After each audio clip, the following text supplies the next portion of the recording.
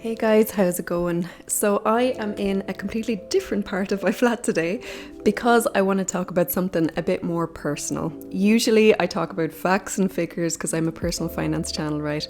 But today I want to get down into the nitty gritty and thought I would sit here with a nice cup of tea. So you've worked hard and maybe you've achieved one of your goals, but you don't feel as happy as you thought you would. There are actually scientific reasons as to why we feel like this, why we might feel a little bit empty after success, and why it's so hard to hold on to gratitude and just be grateful for what's around us. So today I'm going to be exposing the hidden cycle that causes you to chase wealth but actually lose happiness, but how to overcome this. So the first one then is something called hedonic adaptation. Now when I first heard this, I was like, what the hell is that, right? But what this is essentially we all have a baseline of happiness, no matter who you are or where you are in the world. And if you, let's say, buy your dream car, you will of course have a peak of happiness for maybe a few weeks or a few months, but eventually you'll go back down to that baseline happiness. Here is a graph of a hedonic treadmill or hedonic adaptation. So as you can see here, there are peaks and troughs. For example, it also occurs when something negative happens. Let's say you're in a terrible car accident. Hopefully that hasn't happened to you, but if it does, you can see the person's happiness, of course, going down below baseline, and then after a few weeks or few months, it will come back again to baseline levels. So this hedonic adaptation can often lead us into this space of always wanting more and never being happy with what we actually have. So how to overcome this is of course to try and be more grateful for things that you have. And ways to do this is what I do pretty much every morning now, is I will write in my journal. It might just be writing down thoughts of that day, or it might be writing down literally, I am grateful for my health, I'm grateful for the environment that I'm in, I'm grateful for this plant that keeps hitting me on the head. Write down everything that you are joyful and happy about that you have right now. And it doesn't have to be materialistic things.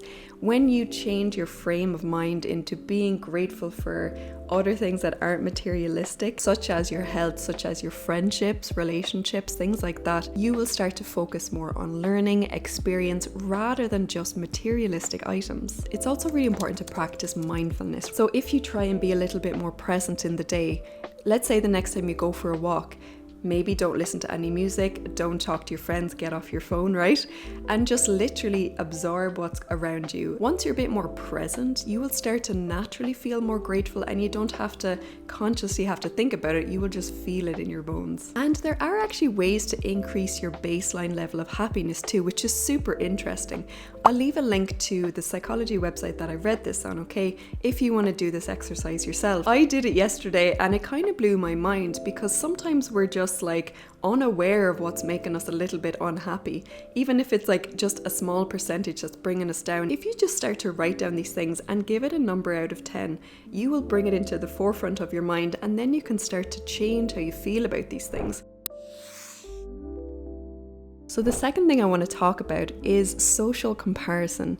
This, of course, can be a key factor as to why you're chasing wealth but actually losing happiness. I've seen it time and time again, right? If you open up your feckin' Instagram and you see a gorgeous lady on holiday, you start to think, hey, why can't I be on a holiday? Why can't I have a six-pack? Why can't I be tanned like that lovely lady on Instagram? We naturally fall into this comparison loop. And if you're constantly comparing yourself to other people's successes, you'll start to feel insignificant about your own, even if you have achieved a big goal in your life. Social media often only highlights the positive things in someone's life, so it doesn't ever highlight the stress of someone getting that 5-bedroom house that they are showing on Instagram, or it doesn't highlight maybe they're in crippling debt to get to the place that they are now, to show off all their luxury items on Instagram. So you never see the full picture, and I know a lot of us know this, but we still fall into this trap of comparison. So the next time you open one of your Instagram or TikTok accounts or whatever, and you see someone, flashing the cash, living on a jet,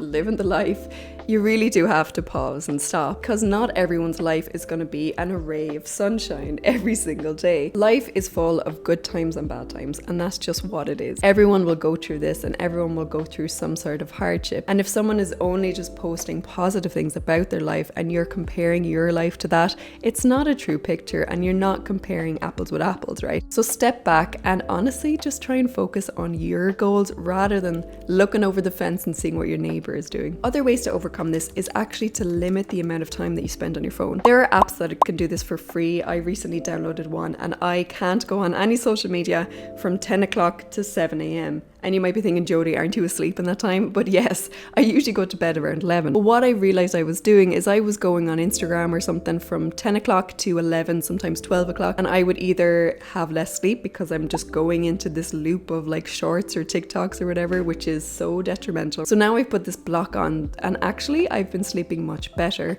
I use social media a lot less now, and I've actually deleted Instagram now. And I only go on TikTok to post shorts for this channel, and I don't actually go on there for pleasure, because I find you're just in this hole forever, and I don't want to live my life like that. You can also curate social media, so you don't have to go to such dramatic lengths as delete the whole app like I did. You can just only follow people that you find inspiring, or people who are like public speakers and, you know, only focus on growth mentality and motivation. You can of course just delete everyone you're following right now and only follow those sort of people that will boost you up from the inside, make you want to learn, make you want to grow and be a better person overall. Another way is of course to celebrate your own wins. So if you want to get to £10,000, you know, to put towards a house, for example, every time you reach £1,000 of that goal, you can of course celebrate that as a win. It's about the journey, not exactly just the final destination. If you're able to save and invest a certain amount of money, like that has taken a lot of energy and effort from you. So you should celebrate these micro wins for yourself. And if you don't know how to track these things, I've recently created a budget template for you guys, which I'll drop down below in the description, and I'll pin it in this video. I'm really proud of this, and I've kept it really affordable for people so that they can budget their life for the rest of the year, and also track how their savings are going so that you can achieve your dream goals, such as buying a house or retiring early, or just getting on track of your personal finances again.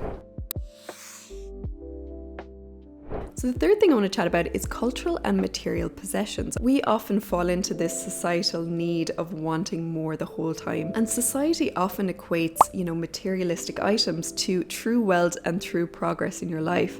But that's not necessarily the case, right? If you have a Ferrari, okay, that's amazing, you have a Ferrari, but it doesn't mean that you're fully fulfilled in life.